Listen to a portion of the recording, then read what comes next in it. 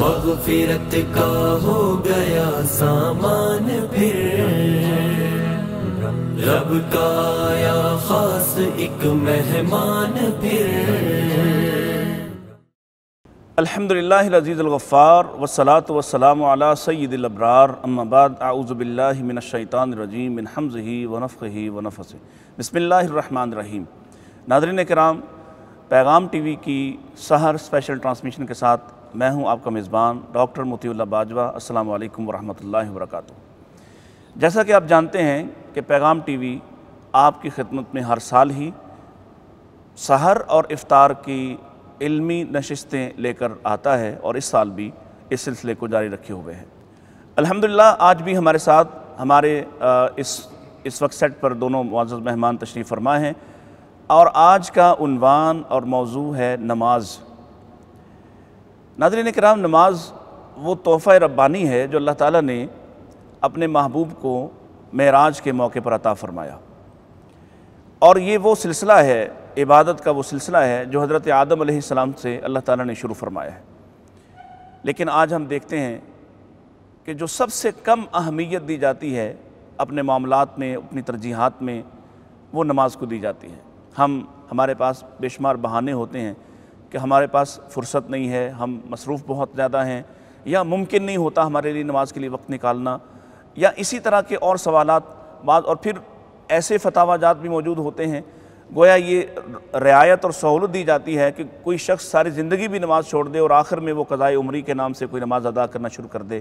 تو اسی طرح کے بہت سارے سوالات، بہت سارے مسائل جو میرے اور آپ کے ذہن میں ہیں، ان کا جواب دینے کے لیے اور ان کے لیے رہنمائی کرنے کے لیے ہمارے پاس موجود ہیں آج ہمارے مہمان جناب پروفیسر ڈاکٹر عبدالغفور راشد صاحب۔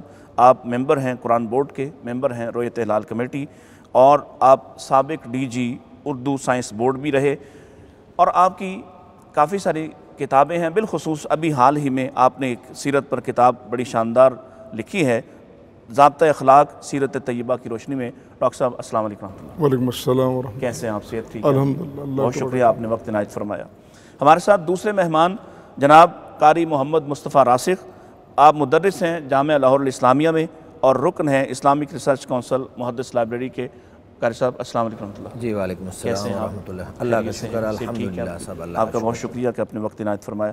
ڈاکٹر صاحب، میں آپ سے بات کو شروع کرنا چاہ رہا ہوں۔ نماز،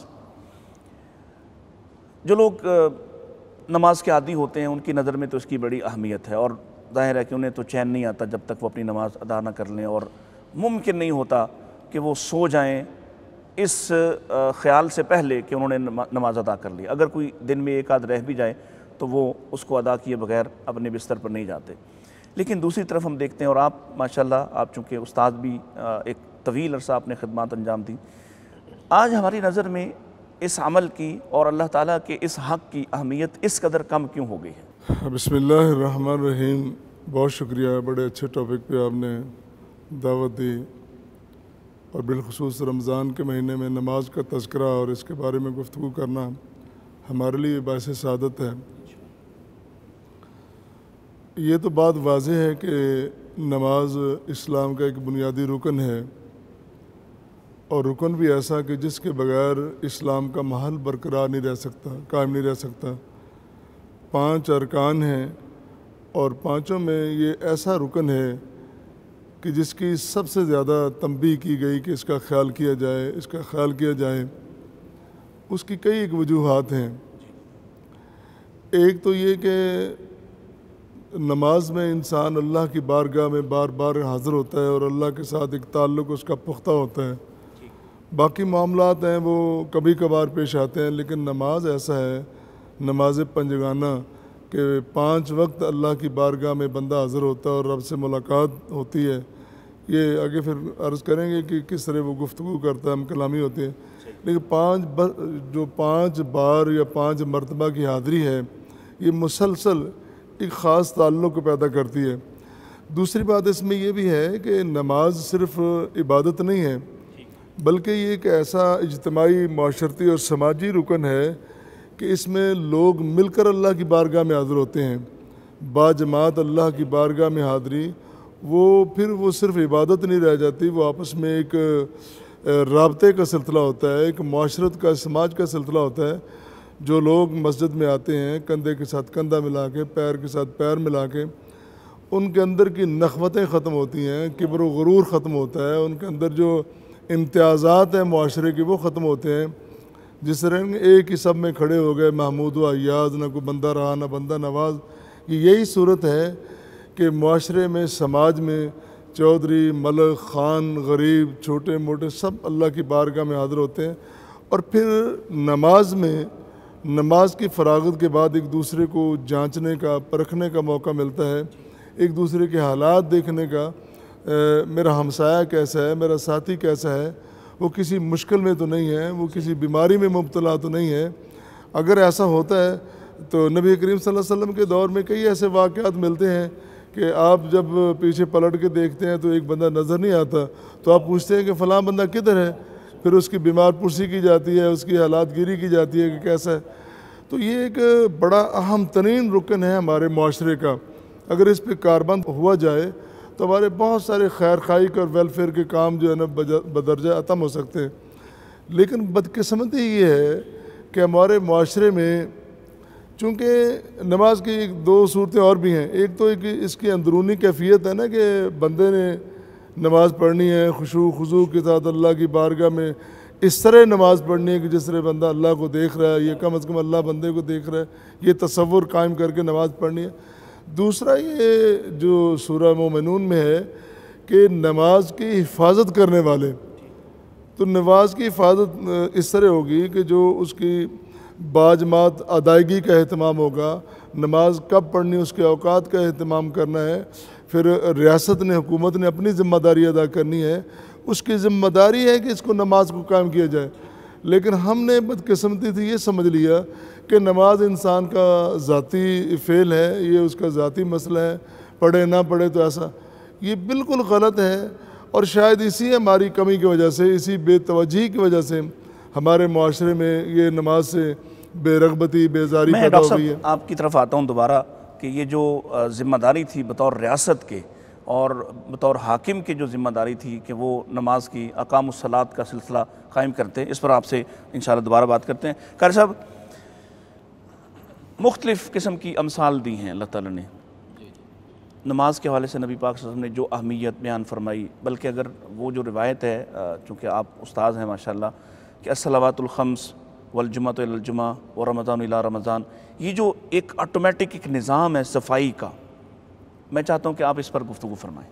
جی، بسم اللہ الرحمن الرحیم۔ آپ کا بہت بہت شکریہ کہ آپ نے مجھے اس پروگرام کے اندر موقع دیا اور یہاں پر آپ نے مجھے دعوت دی۔ تو نماز جو ہے یہ طہارت کا ایک بہت بڑا ذریعہ ہے، یہ انسان کے گناہوں کو معاف کرنے کا ایک بڑا ذریعہ ہے۔ یہ آپ روایت جو آپ پیش کر رہے تھے کہ جمعے تک، اسی طرح رمضان تک، اور ایک نماز دوسری نماز تک جو ہے کفارۃ لما بینہن، تو ان کے درمیان انسان سے جتنے بھی گناہ سرزد ہو جاتے ہیں، اللہ تعالیٰ ان گناہوں کا اس نماز کی وجہ سے کفارہ ان کو بنا دیتے ہیں اور وہ گناہ اللہ تعالیٰ معاف فرما دیتے ہیں۔ نبی مکرم صلی اللہ علیہ وآلہ وسلم کے پاس ایک شخص آیا اور اس نے کہا کہ یا رسول اللہ، میں فلاں گناہ سرزد کر بیٹھا ہوں۔ وہ احادیث کے اندر تو الفاظ اس طرح کے ہیں کہ فلاں عورت سے میں نے بوس و کنار کیا ہے، تو آگے حد کو کراس نہیں کیا۔ تو اللہ کے نبی صلی اللہ علیہ وسلم نے فرمایا کہ آپ یہاں پر تشریف رکھیں، اس کو نمازیں پڑھائیں، اور اس کے بعد پھر پوچھا کہ وہ سائل کہاں ہے جو آیا تھا اور مجھ سے اس نے سوال کیا تھا۔ تو جب وہ آدمی حاضر ہوا تو اللہ کے نبی صلی اللہ علیہ وسلم نے فرمایا کہ وہ جو تو نے چھوٹا گناہ کیا تھا، صغیرہ گناہ کیا تھا، اللہ تعالیٰ نے نماز کی برکت سے اس کو معاف کر دیا ہے۔ اور ایک حدیث کے اندر یہ الفاظ موجود ہیں کہ جب انسان وضو کرتا ہے، آپ ہاتھ دھوتے ہیں تو آپ کے ہاتھوں کے گناہ سرزد جتنے بھی ہوئے تھے وہ سارے ختم ہو جاتے ہیں، آپ کلی کرتے ہیں تو منہ کے گناہ جھڑ جاتے ہیں، اسی طرح آپ چہرہ دھوتے ہیں تو آپ کی آنکھوں کے، کانوں کے، تو گویا کہ نماز کے لیے جب آپ نے وضو کیا، تیاری کرتے ہوئے سب کچھ جی، گویا کہ یہ نماز اتنی بابرکت چیز ہے کہ نماز کی تیاری میں ہی آپ کے گناہ جو ہیں وہ جھڑنا شروع ہو جاتے ہیں۔ اور پھر ایک روایت کے الفاظ یہ ہیں، نبی مکرم صلی اللہ علیہ وسلم صحابہ کے ساتھ باہر گئے اور دیکھا کہ ایک درخت ہے، اس کے پتے خشک ہو چکے ہیں، تو آپ صلی اللہ علیہ وسلم نے اس کی ٹہنی کو پکڑا اور زور سے اس کو ہلایا، اس کے سارے پتے جو تھے وہ گر گئے۔ تو اللہ کے نبی نے فرمایا کہ جیسے اس درخت کے پتے سارے جھڑ گئے ہیں اور گر گئے ہیں، جب انسان نماز پڑھتا ہے اللہ تعالیٰ اس کے سارے گناہوں کو جھاڑ دیتے ہیں۔ ایک اور روایت اس سے بھی بڑی معروف اور شاندار روایت ہے جو ہمارے لیے ایک خوشخبری کی بات ہے کہ اللہ کے نبی نے فرمایا کہ اگر کوئی شخص جس کے گھر کے سامنے سے نہر گزرتی ہو اور وہ 5 مرتبہ اس کے اندر روزانہ نہائے، کیا شاندار مثال ہے، کیا شاندار مثال ہے، اور یہ ہمارے لیے ایک ترغیب والی بات ہے، اور ایک اس سے انسان کے دل کے اندر شوق پیدا ہوتا ہے کہ کیوں نہ میں بھی اس طرح کا بن جاؤں۔ تو اگر وہ 5 مرتبہ اس میں نہائے تو کیا اس کے جسم کا میل کچیل باقی رہ جائے گی؟ تو صحابہ نے کہا کہ یا رسول اللہ بالکل نہیں رہے گی۔ تو اللہ کے نبی صلی اللہ علیہ وسلم نے فرمایا کہ اسی طرح جو شخص 5 وقت کی نماز ادا کرتا ہے اللہ تعالیٰ اس کے سارے گناہوں کو جھاڑ دیتے ہیں اور وہ بالکل صاف ستھرا اور پاکیزہ ہو جاتا ہے اور اس کے جسم پر کوئی گناہ باقی نہیں رہتا ہے۔ یہ ایسے ہی ہے جیسے ہر شخص کو نہر جس کو اویلیبل ہو، میسر ہو، تو گویا نماز بھی ہر شخص کو میسر ہے کہ وہ اپنے گناہوں کی بخشش جو ہے اس کو حاصل کر سکے۔ ڈاکٹر صاحب، ہم اس نقطہ نظر کی طرف واپس آتے ہیں جو اب ارشاد فرما رہے تھے، اور آپ جیسے صاحبان عقل و دانش سے ظاہر ہے یہ باتیں ہمیں سننے کو ملتی ہیں۔ ریاست کا کام تھا، اللہ تعالیٰ نے صحابہ جو اس وقت بے حال ہیں، مہاجر ہیں، ان کے بارے میں فرمایا کہ ایک وقت آئے گا کہ یہ نماز قائم کرنے والا سلسلہ قائم کرے گا، اور پھر انہوں نے کر کے دکھایا۔ ہم سے کیا خامی ہوئی کہ ہم پاکستان ایک اسلامی نظریاتی ریاست ہے اور اس کی بنیاد میں ہم دیکھتے ہیں کہ آج تک اس کا ہم ماحول نہیں بنا سکے؟ یہ سوال دونوں بڑے مختلف ہیں۔ یہ جو نماز کے قیام کا یا اقامت کا مسئلہ ہے اور دین کے اقامت کا یا دین پہ کاربند ہونے کا، اور پاکستان کدھر چلا گیا، یہ ایک بڑی لمبی ہسٹری ہے ہماری خرابی کی کہ پاکستان میں ایسا کیوں ہوا۔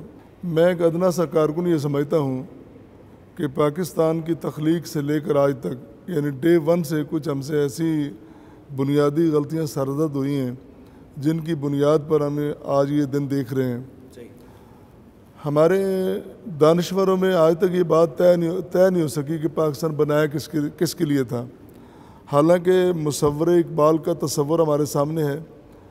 بانی پاکستان کا کلیئر کٹ یہ کہنا ہمارے سامنے ہے کہ قرآن کے ہوتے ہوئے ہمیں کسی دستور کی ضرورت نہیں ہے، لیکن قرآن کے ہوتے ہوئے علامہ اقبال کے تصور کے ہوتے، اور وہ علامہ اقبال جس کا کلام قرآن کی ترجمانی ہے، سنت رسول کی ترجمانی ہے، جو ایک سچا اور پکا اور محب اور عاشق رسول ہے، ان کے تصورات کی موجودگی میں آج تک میں یہ فیصلہ نہیں کر سکے اس کی ہمیں کرنا کیا ہے۔ سچی بات یہ ہے کہ ہمیں اس بد عہدی کی سزا مل رہی ہے جو ہم نے اللہ تعالیٰ سے کی ہے۔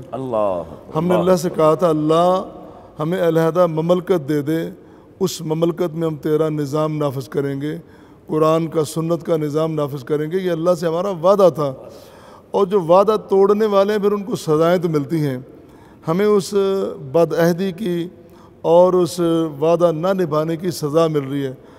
آج بھی اگر ہمارے اکابر، ہمارے مقتدر حلقے اس بات پہ بیٹھ کے سوچ و بچار کر لیں کہ پاکستان جس طرح ہم نے بنایا تھا، اللہ کرے ہم ہر بات میں یا ہر کام میں مخالفت نہیں کرتے۔ اگر وزیر اعظم پاکستان واقعتاً دل سے کہتے ہیں کہ میں نے ریاست مدینہ بنانا ہے، اللہ کرے وہ بنا دیں۔ ہمیں یہ تو نہیں کہ یہ بنائے تو ٹھیک ہے، وہ بنائے تو غلط ہے۔ اگر وہ بھی بنا دے تو ہمیں تو ریاست مدینہ چاہیے نا، ہمیں تو وہ نظام چاہیے، ہمیں وہ ماحول چاہیے کہ جس ماحول میں نماز اس طرح قائم ہو کہ ریاست اس میں دلچسپی لے رہی ہو۔ اور ایسا بھی نہیں ہے کہ جس طرح ہمارے پچھلے سالوں میں تجربہ کیا گیا کہ باجماعت نماز ادائیگی کا اہتمام ہوا تو وہ ہم نے ایسے منظر دیکھے کہ جب نماز کا ٹائم ہوتا تھا تو سوٹڈ بوٹڈ ہمارے آفیسر صرف اپنے بڑے افسروں کو دکھانے کے لیے بغیر وضو کے وہ جا کے صفوں میں کھڑے ہو جاتے تھے، اور بغیر اہتمام کے وہ نماز پر صرف اپنے بڑوں کو دکھانے کے لیے۔ یہ نہیں ہے، ریگولر اگر اس کا انتظام کیا جائے، اگر اقامت صلاۃ ہو، اگر اقامت دین ہو، تو پھر ریگولر نظام میں لوگوں کے دلوں کے اندر بھی وہ سلسلہ پیدا ہو جائے گا، وہ رغبت بھی پیدا ہوگی، وہ رحمت پیدا ہوگی، وہ برکت پیدا ہوگی، اور وہ رغبت پیدا ہوگی کہ پھر انسان اندر سے اور باہر سے نمازیں ادا کر رہے ہوں گے۔ تو میرا خیال یہ ہے کہ اگر حکومت وقت، ریاست وقت اپنی ذمہ داری ادا کرے اور یہ نہ کہے کہ یہ ہمارا ذاتی مسئلہ ہے، یہ میرا ذاتی فعل ہے، اسلام نے، شریعت نے، اور خاص کر پیارے پیغمبر علیہ الصلوۃ والسلام نے اس کو ذاتی نہیں قرار دیا، بلکہ آپ تو فرما رہے ہیں کہ بڑی سخت وعیدیں اس کے بارے میں. صحیح بخاری کی جو روایت ہے کہ ایسا میرا جی چاہتا ہے کہ میں نماز کی دعوت دوں اور نماز کا اہتمام کروں اور پھر نماز کے لیے میں ایک دوسرا امام مقرر کر دوں اور ان لوگوں کو سزا دوں جو نماز پڑھنے کے لیے مسجد میں نہیں پہنچے ہیں. حتیٰ کہ آپ نے جلانے تک کے الفاظ بولے کہ میں ان کے گھروں کو جلا دوں, لکڑیاں اکٹھی کر کے ان کے گھروں کو جلا. اتنی بڑی سخت وعید کی گئی اس بارے میں. لیکن ہماری بدقسمتی یہ ہے کہ ہمیں ایسا ماحول ملا کہ ہم کہہ رہے ہیں کہ یہ ہمارا ذاتی مسئلہ یا ذاتی مسئلہ نہیں ہے. ناظرین آپ دیکھ رہے ہیں کہ کس طرح سے فکری جو الجھنیں ہیں ان کا حل ڈاکٹر صاحب اپنی گفتگو سے پیش کر رہے تھے. مزید بھی انشاءاللہ آپ کی خدمت میں رکھتے ہیں. ایک چھوٹا سا وقفہ, ہمارے ساتھ رہیے گا. مغفرت کا ہو گیا سامان پھر, رب کا آیا خاص ایک مہمان پھر.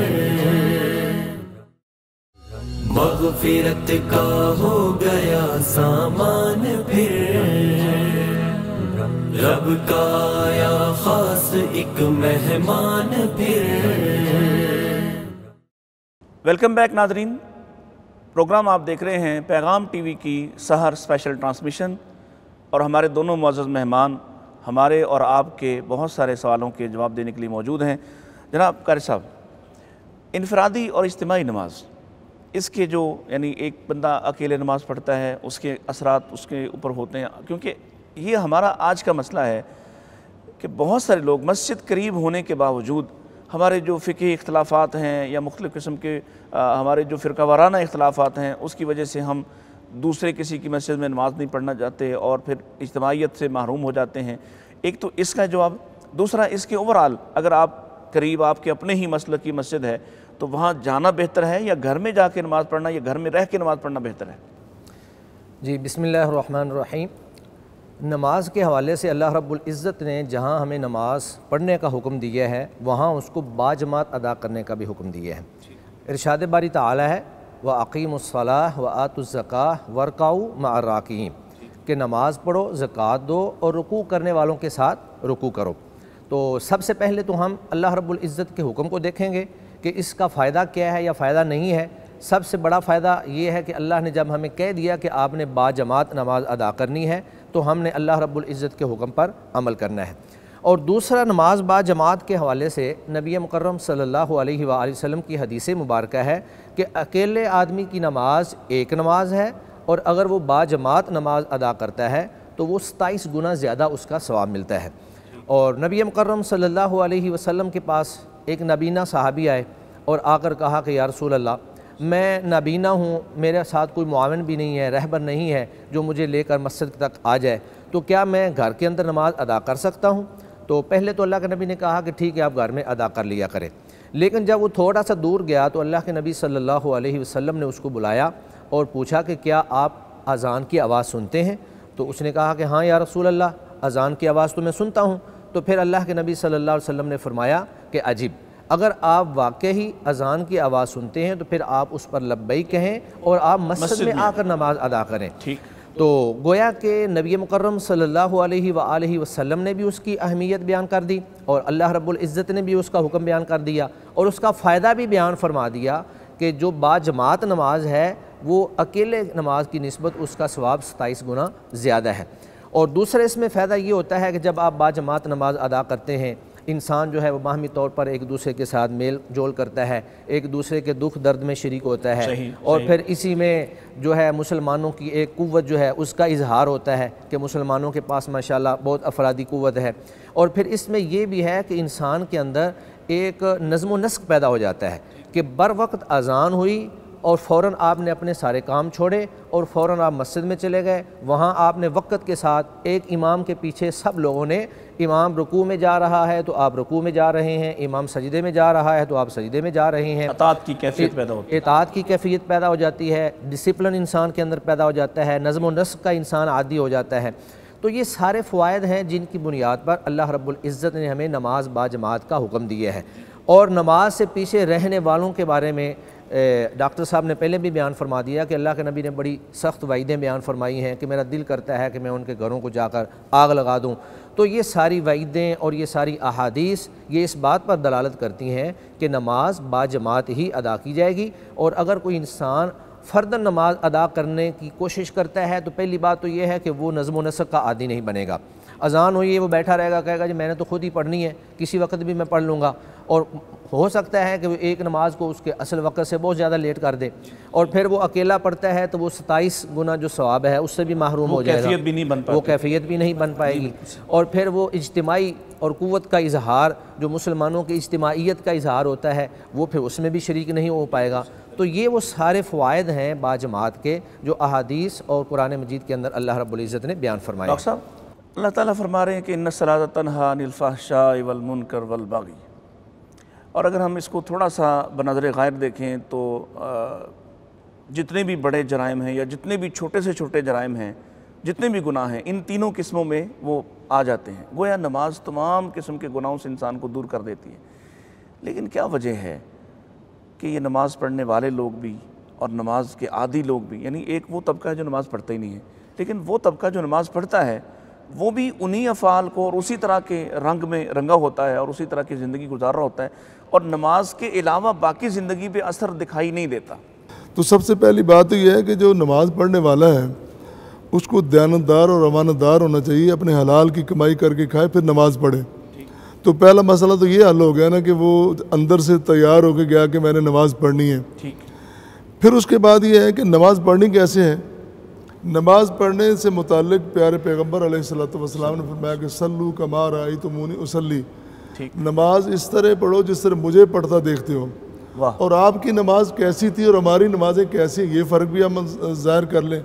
ہماری نماز تو یوں سمجھ لیں کہ ٹکرے ہیں, ہم تو ایک قسم کا جو کہتے ہیں نا پنجابی جو ولاما لانڈ ہیں, ڈنگ ٹپاؤ, اور ہماری نماز ہے. پھر اس فرمان کے بعد کہ میری نماز جیسی نماز پڑھو, پھر آپ نے یہ بھی فرمایا کہ تو نماز ایسے پڑھو کہ جس طرح تم نماز میں اللہ کو دیکھ رہے ہو, یہ تمہارا تصور ہونا چاہیے.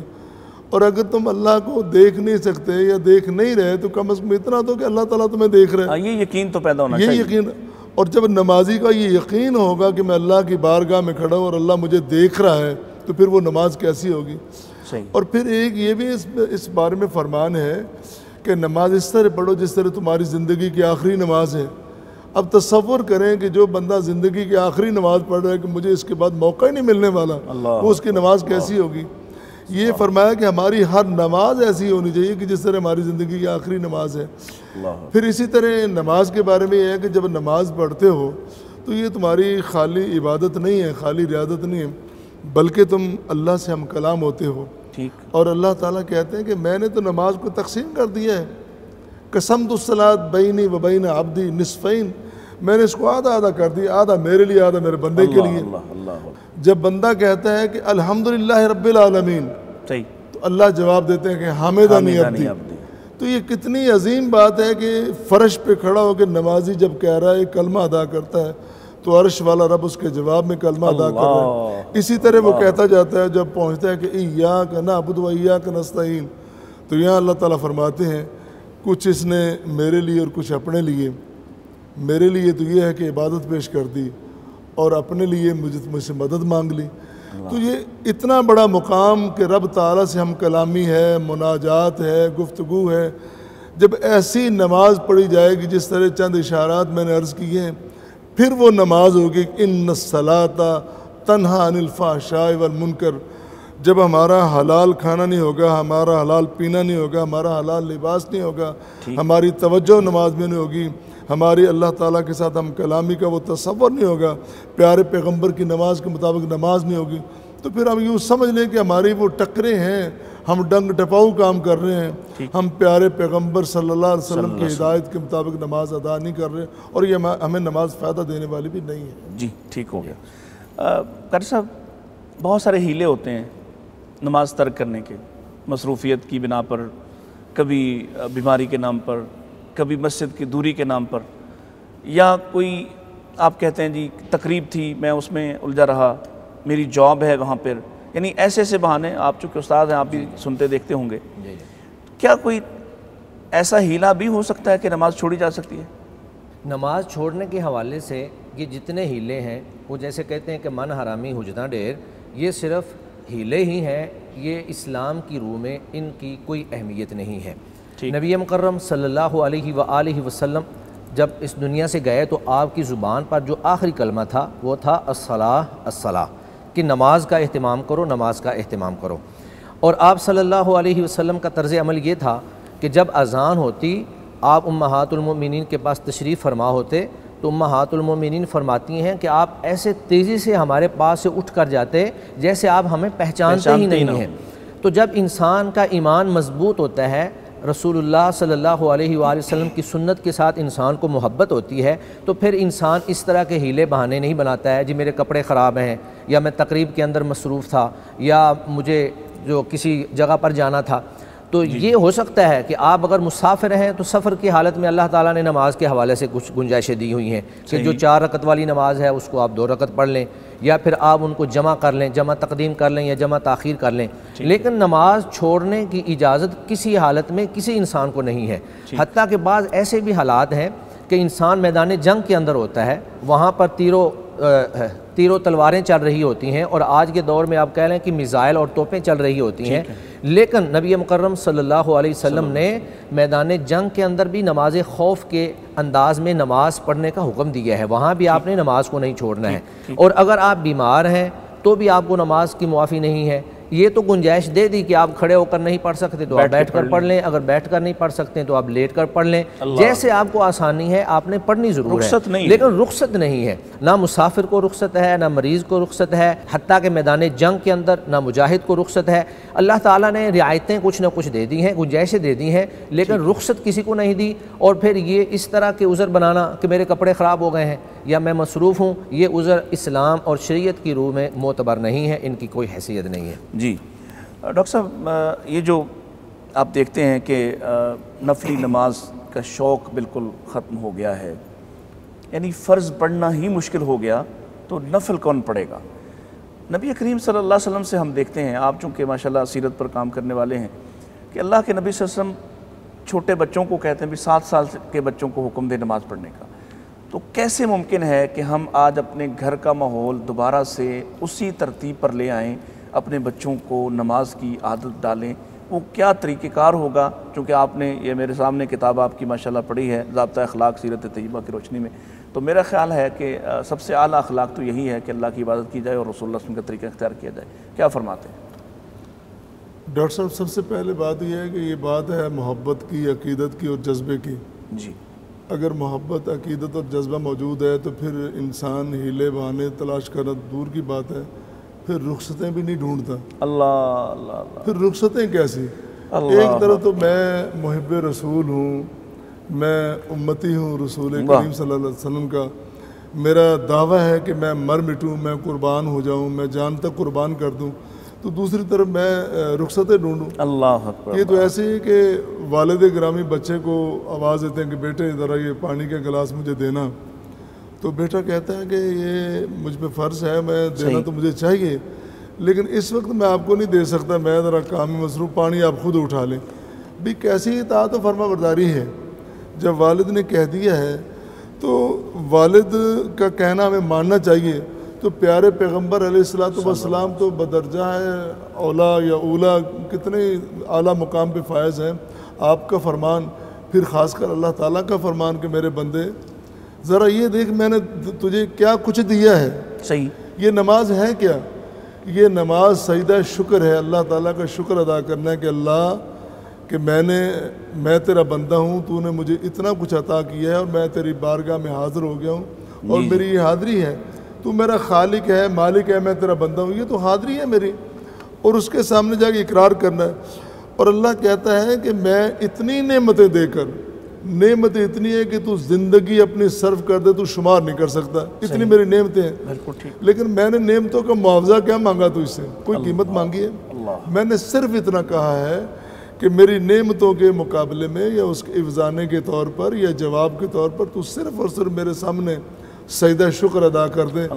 اور میں صرف یہ نہیں کہ میں اپنی محبت جو ہے نا اس کو قائم رکھوں گا، بلکہ اپنی محبت میں اضافہ کر دوں گا. لَأَزِيدَنَّكُمْ, میں اپنی نعمتوں میں اضافہ کر دوں گا, میں اپنے کرم میں, فضل میں, رحمت میں اضافہ کر دوں گا.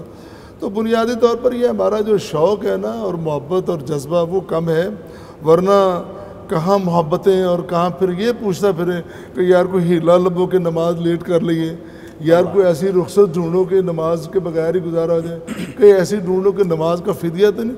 بعض ایسا سوال کرتے ہیں کہ دیکھو جی روزے کا فدیہ ہے, یہ نماز کا کیوں نہیں ہے؟ اس پر میں آپ سے انٹیک لیتا ہوں دوبارہ آ کے.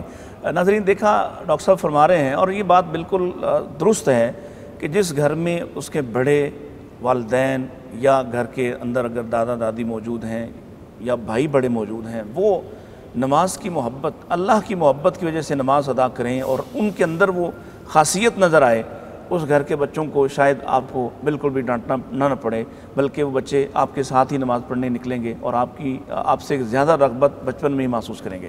ایک وقفہ لیتے ہیں اور وقفے کے بعد دوبارہ آپ کی خدمت میں حاضر ہوتے ہیں. ہمارے ساتھ رہیے گا. مغفرت کا ہو گیا سامان پھر, رب کا آیا خاص ایک مہمان پھر. مغفرت کا ہو گیا سامان پھر, رب کا آیا خاص ایک مہمان پھر. ویلکم بیک ناظرین. پروگرام آپ دیکھ رہے ہیں پیغام ٹی وی کی سحر اسپیشل ٹرانسمیشن اور ہمارے ساتھ موجود ہیں ڈاکٹر عبدالغفور راشد صاحب اور قاری محمد مصطفیٰ راسخ صاحب. ڈاکٹر صاحب میں وقفے پہ جانے سے پہلے آپ کی بات کو معذرت مجھے ٹوکنا پڑا, تو آپ وہیں سے ارشاد فرمائیے جہاں سے آپ رکے تھے. وقفے سے پہلے میں بات کر رہا تھا رخصتیں ڈھونڈنے کی. ٹھیک. میں سمجھتا ہوں بحیثیت ایک طالب علم دین کے کہ مسلمان کو رخصتیں نہیں ڈھونڈنی چاہیے. مومن کا یہ کام ہی نہیں رخصتیں ڈھونڈنا, بلکہ مومن مسلمان کو چاہیے کہ پیغمبر اسلام صلی اللہ علیہ وسلم کی ہدایات کے مطابق عبادات کا اہتمام کریں.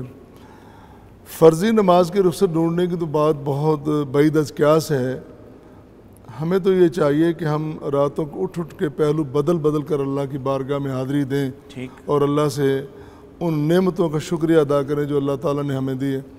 اللہ اگر ہمیں انسان نہ بناتا تو ہم کیا کر سکتے تھے؟ اللہ اگر ہمیں شعور نہ دیتا تو ہم کیا کر سکتے تھے؟ اگر اللہ تعالیٰ ہمیں یہ جو نئے نقش اس نے عطا کیے ہیں, یہ جو بولنے کی قوت دی ہے, چلنے کی سخت دی ہے, یہ پکڑنے کی جو اتنی صلاحیتیں دی ہیں, اگر وہ نہ دیتا تو ہم کیا کر لیتے؟ اس لیے ہمیں چاہیے کہ صرف نماز فرض ہی نہیں بلکہ نوافل بھی ادا کریں. تو نوافل کا جہاں تک تعلق ہے کہ رات کی جو نماز ہے, کہ پیارے پیغمبر علیہ الصلوۃ والسلام اتنی نماز ادا کرتے کہ اللہ تعالیٰ خود کہہ رہے ہیں کہ میرے پیغمبر کم جاگیے, کچھ سو بھی لیجئے. حالانکہ پیغمبر کو تو ضرورت ہی نہیں ہے. پیغمبر کو تو اللہ تعالیٰ نے ان آلودگیوں سے, کمیوں سے, کوتاہیوں سے بالا پیدا کیا ہے, ان خطاؤں سے اعلیٰ و بالا پیدا کیا ہے. تو آپ کو تو ضرورت نہیں تھا. بلکہ آپ سے پوچھا گیا کہ آپ اتنی نمازیں کیوں پڑھتے ہیں, تو آپ فرماتے ہیں کہ میں اللہ کا شکر گزار بندہ نہ بن جاؤں. تو پیارے پیغمبر علیہ الصلوۃ والسلام شکر گزاری کے لیے ساری رات نماز پڑھتے ہیں. تو ہم ساری رات نہ پڑھے تو کم از کم رات کو 2 نفل ہی اٹھ کے پڑھ لیں. اور خاص کر میں سمجھتا ہوں کہ علماء کرام پہ تو یہ واجب اور فرض کے قریب بن جاتی ہے. رات کی نماز لازماً پڑھنی چاہیے. اس سے دلوں کو قرار ملتا ہے, دلوں کی صفائی ہوتی ہے, دلوں کی طہارت نصیب ہوتی ہے, دلوں کا تزکیہ ہوتا ہے. ضرور پڑھنی چاہیے. قاری صاحب نفلی نمازیں, ڈاکٹر صاحب چونکہ بات کر رہے تھے تو میرے ذہن میں آیا کہ آپ سے پوچھوں کہ کون کون سی نفلی نمازیں ہیں. مثال کے طور پر آج کل رمضان ہے, لوگ رات کو جاگتے بھی ہیں, تراویح بھی نہیں پڑھتے. بعض اوقات ہم دیکھتے ہیں کہ ابتدائی کچھ دن تو مساجد کے اندر کچھ اہتمام ہوتا ہے, یعنی مسجد میں تو اہتمام موجود ہی ہے, لوگ کچھ شامل ہوتے ہیں اور جیسے جیسے کوئی 7, 8, 10 روزے گزر گئے تو اس کے بعد تراویح بھی چھوڑ دیتے ہیں. حالانکہ رمضان یا روزے کی حالت میں تو زیادہ عبادت کرنا چاہیے. جی, اللہ کے ساتھ محبت اور رسول اللہ صلی اللہ علیہ وسلم کے ساتھ محبت کا یہ تقاضا ہے کہ ہم فرائض کے ساتھ ساتھ نوافل کا بھی اہتمام کریں. فرائض تو ہم پہ فرض ہیں, وہ ہم نے ادا کرنے ہی کرنے ہیں, لیکن کچھ زائد عبادت, کچھ زائد صدقہ, کچھ زائد نوافل, کچھ زائد روزے, یہ ساری چیزیں جو ہیں یہ بہت بڑی عظمت اور بہت بڑی شان کے لیے ہوتی ہیں.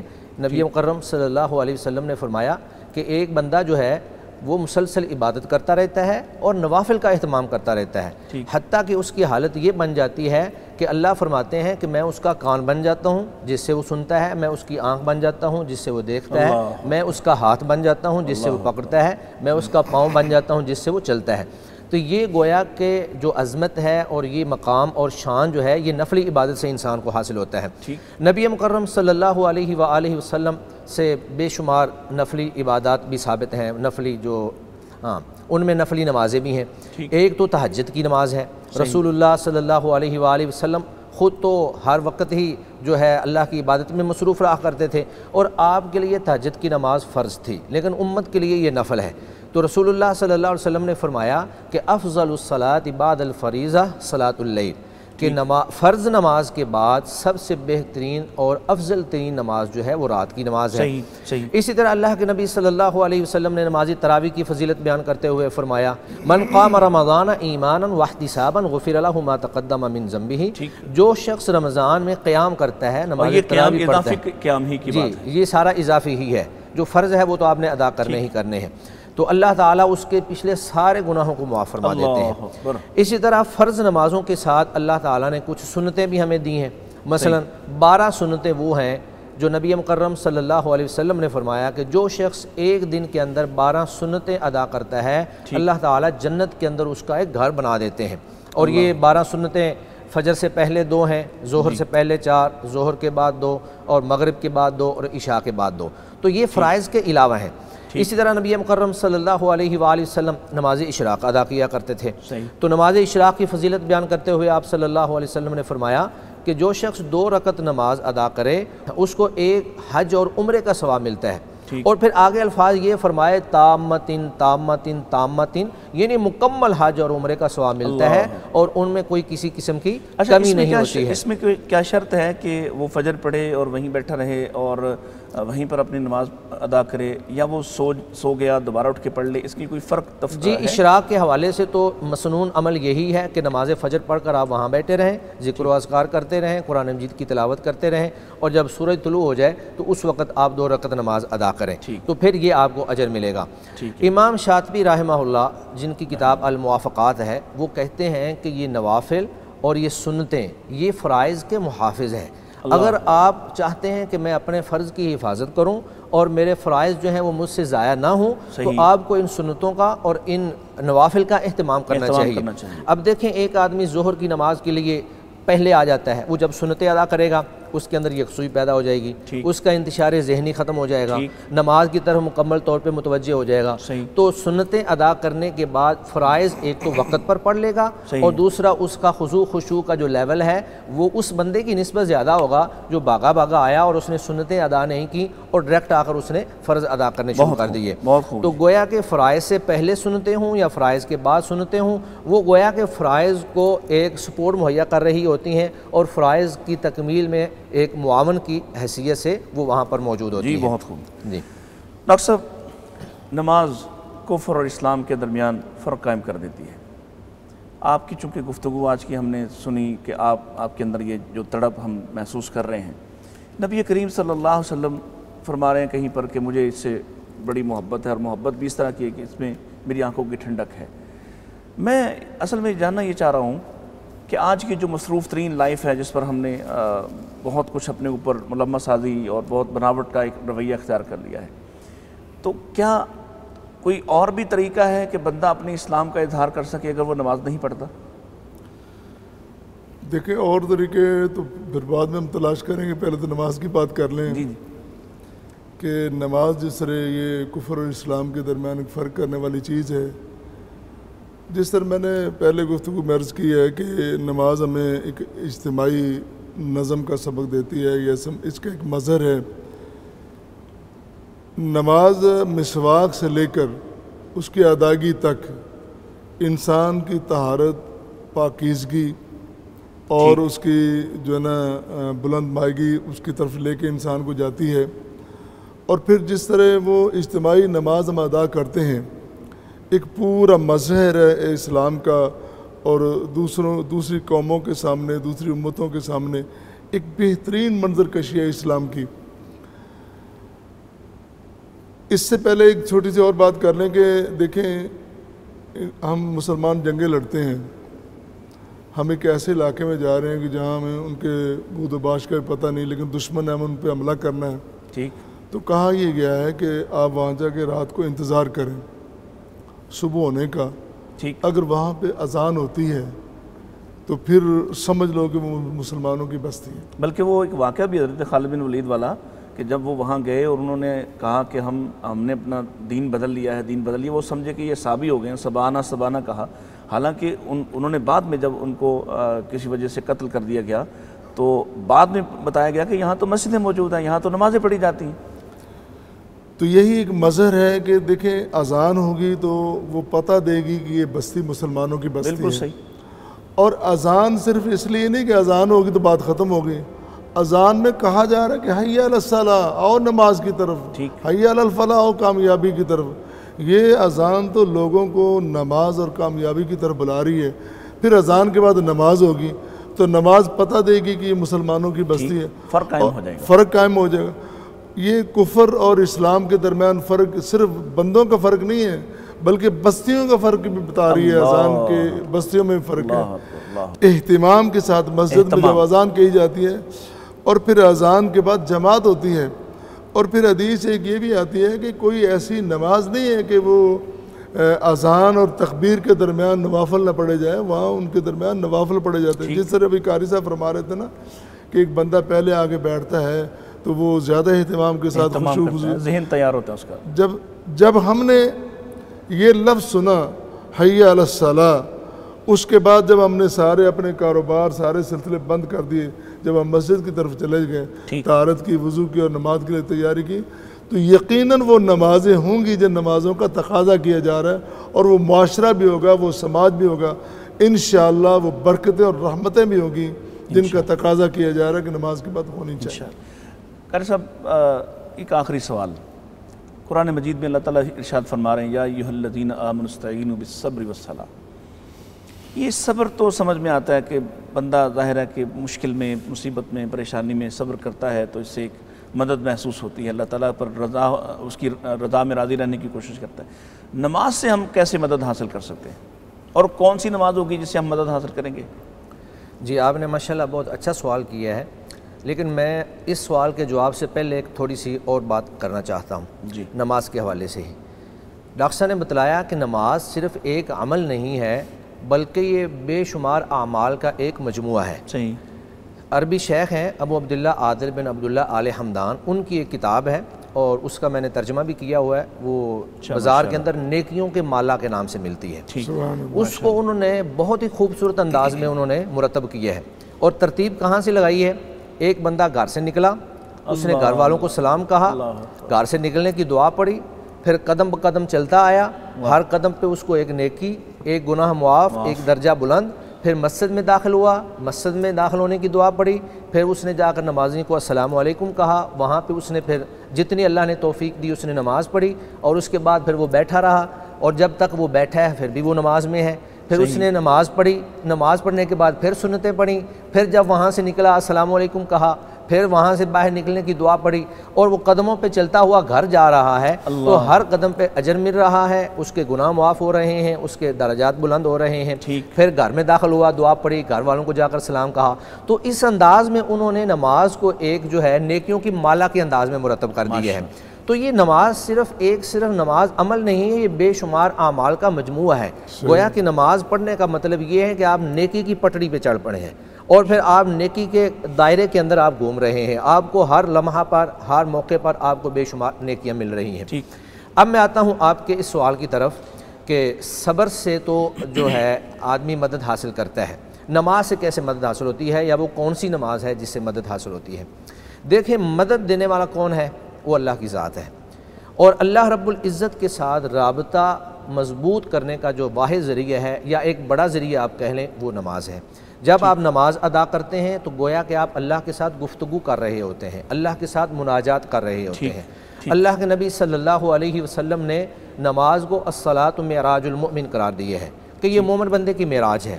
اور ڈاکٹر صاحب نے پہلے بھی بتلایا کہ جب بندہ الحمدللہ رب العالمین کہتا ہے تو اللہ تعالیٰ آگے سے اس کا باقاعدہ جواب دیتے ہیں، حمیدنی عبدی.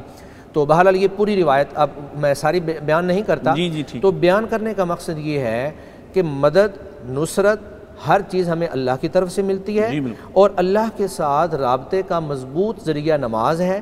جب آپ نماز ادا کریں گے تو گویا کہ آپ بادشاہوں کے بادشاہ، خالق کائنات، مالک ارض و سما کے سامنے ایک عرضی پیش کر رہے ہیں کہ اے اللہ میں مصیبت میں پھنس گیا ہوں، اور وہ آپ کی مدد کرے گا۔ جی میں مصیبت میں پھنس گیا ہوں، میرے اوپر یہ آزمائش آ گئی ہے، یہ تکلیف آ گئی ہے، یا اللہ تو میری مدد فرما۔ اور نبی مکرم صلی اللہ علیہ وسلم نے اس کا باقاعدہ عملی مظاہرہ بھی فرمایا کہ جنگ بدر کا موقع ہے، میدان جہاد سجا ہوا ہے، دونوں طرف کے لشکر آمنے سامنے ہیں، اور اللہ کے نبی صلی اللہ علیہ وسلم نے نماز شروع کی ہوئی ہے اور اللہ تعالیٰ سے مدد مانگ رہے ہیں۔ تو نماز گویا کہ ہم اللہ سے مدد مانگنے کا ایک بہترین طریقہ اور ذریعہ ہے، اور ہم اس خالق اور مالک سے مدد مانگتے ہیں جس سے بڑھ کر کوئی نہیں ہے، اور جب اس کی مدد آ جاتی ہے تو انشاءاللہ کوئی ہمارا بال بھی بیکا نہیں کر سکتا۔ ہمارا وقت ختم ہو گیا جی۔ ڈاکٹر صاحب آپ کا بہت شکریہ، آپ نے مجھے اندازہ ہے کہ آپ کی مصروفیات بہت زیادہ ہیں، معاملات ایسے ہیں، اللہ تعالیٰ آپ کو بہت ساری جزائے خیر عطا فرمائے، آپ نے وقت عنایت فرمایا۔ قاری صاحب آپ کا بھی بہت شکریہ، بہت شاندار گفتگو آپ نے فرمائی، اور وقت عنایت کرنے پر ہم پیغام ٹی وی کی طرف سے آپ کا شکریہ ادا کرتے ہیں۔ ناظرین پروگرام کا وقت ختم ہو گیا، سحری کا وہ وقت جو کھانے کا وقت ہے وہ بالکل انتہائی قریب ہے، اور اس موقع پر ہم آپ سے رخصت اور اجازت لیں گے، لیکن اس بات کے ساتھ کہ دیکھیے یہ وہ چیز ہے جس کے بارے میں نبی کریم صلی اللہ علیہ وسلم ارشاد فرماتے کہ حبب الیہ من دنیاکم ثلاث، مجھے تمہاری دنیا میں صرف 3 چیزوں سے محبت ہے، اور اس میں آپ نے خوشبو کا نام لیا، اس میں آپ نے خواتین یعنی عورتوں کا نام لیا، اور ظاہر ہے کہ عورتوں کے مختلف کردار سے آپ کو محبت تھی، ماؤں سے محبت ہے، بیٹیوں سے محبت ہے، بیویوں سے بھی محبت ہے، اور بطور عورت کے عورت سے بھی آپ کو ایک انسیت اور محبت ہے۔ اور تیسری چیز کے بارے میں فرمایا، یعنی تیسری محبت کو بیان کرنے کا آپ کا جو طریقہ کار ہے اور الفاظ ہیں وہ مختلف ہو گئے، اور آپ نے ارشاد فرمایا وَقُرَّةُ عَيْنِي فِي الصَّلَاةِ، اور میری آنکھوں کی ٹھنڈک میری تیسری محبت یعنی نماز کے اندر ہے۔ ہم سب محبت کے دعوے کرتے ہیں، رسول پاک صلی اللہ علیہ وسلم سے بھی محبت کے دعوے کرتے ہیں، تو محبوب کی محبوب چیزوں سے محبت کرنا یہ حب کا اور محبت کا تقاضا ہے۔ اگر ہمیں واقعتاً آپ صلی اللہ علیہ وسلم سے محبت ہے، اور اس محبت کے بغیر نہ ہمارا ایمان قابل قبول ہے اور نہ ہمارے اعمال قابل قبول ہیں، تو ہمیں اسی طرح سے جیسے اللہ کے نبی صلی اللہ علیہ وسلم کی آنکھوں کی ٹھنڈک نماز میں ہے، ہمیں بھی اپنی آنکھوں کی ٹھنڈک نماز میں ہی ڈھونڈنا پڑے گی۔ ایک بات تو یہ۔ دوسری بات، نبی کریم صلی اللہ علیہ وسلم کی وہ روایت جس کا صرف میں اشارہ کرتا ہوں، جس میں آپ نے فرمایا تحترقون تحترقون، تم گناہوں کی بٹی میں جل رہے ہوتے ہو، حتیٰ اذا صلیتم الفجر، حتیٰ کہ تم فجر پڑھتے ہو، غسلتھا، اور فجر پڑھنے سے اللہ تعالیٰ تمہارے گناہوں کو معاف کر دیتا ہے۔ پھر آپ نے باقی ساری نمازوں کا یہی نام لیا، تم پھر گناہوں کی بٹی میں جلتے ہو، حتیٰ کہ تم ظہر، حتیٰ کہ عصر، حتیٰ کہ مغرب اور عشاء پڑھتے ہو، غسلتھا، اور تمہیں وہ پاک کر دیتی ہے۔ دیکھیے یہ شاندار نظام ہے، اس نظام کے حوالے اپنے آپ کو کر دیجئے، یہی ہمارا آج کا پیغام ہے۔ میں آپ سب کا بھی شکریہ ادا کرتا ہوں، آپ نے بڑی توجہ اور غور سے سنا، اور اپنے معزز مہمانوں کا بھی شکریہ ادا کرتا ہوں، اور جاتے جاتے جو ہمارا روزانہ کا معمول ہے اور یہ وقت دعا بھی ہے، تو ہم محترم ڈاکٹر صاحب سے، محترم ڈاکٹر عبدالغفور راشد صاحب سے درخواست کرتے ہیں کہ آپ دعا فرما دیجیے۔ اللہ سے ہماری دعا ہے کہ اللہ تعالی ہمیں پکے سچے نمازی بنا دے، اور نمازیں بھی ایسی پڑھیں جس طرح پیارے پیغمبر علیہ السلام نے نماز پڑھی ہے۔ اللہ ہمیں دلوں کی حاضری کے ساتھ نماز پڑھنے کی توفیق عطا فرما دے۔ ہم نماز میں جب حاضر ہوں تو ہمیں پتہ ہو کہ ہم رب العالمین کی بارگاہ میں حاضری دے رہے ہیں، یہ نمازیں ہماری بخشش کا سامان بن جائیں، ہماری بہتری کا سامان بن جائیں، ہمارے معاشرے اور سماج کی درستی کا سامان بن جائیں، ہمارے گھروں میں رحمتیں اور برکتوں کے نزول کا سبب بن جائے، اور اللہ ہمیں توفیق دے کہ ہم صحیح معنوں میں پکے سچے مسلمان بن جائیں، صرف گفتار کے نہیں بلکہ کردار کے بھی غازی اور مسلمان بن جائیں۔ اللہ ہماری دعاؤں کو قبول فرما لے۔ ربنا تقبل منا انک انت السمیع العلیم وتب علینا انک انت التواب الرحیم۔ آ گیا رمضان، آ گیا رمضان، آ گیا رمضان، مغفرت کا ہو گیا سامان پھر، رب کا آیا خاص ایک مہمان پھر، مغفرت کا ہو گیا سامان پھر، رب کا آیا خاص ایک مہمان پھر مغفرت کا ہو گیا سامان پھر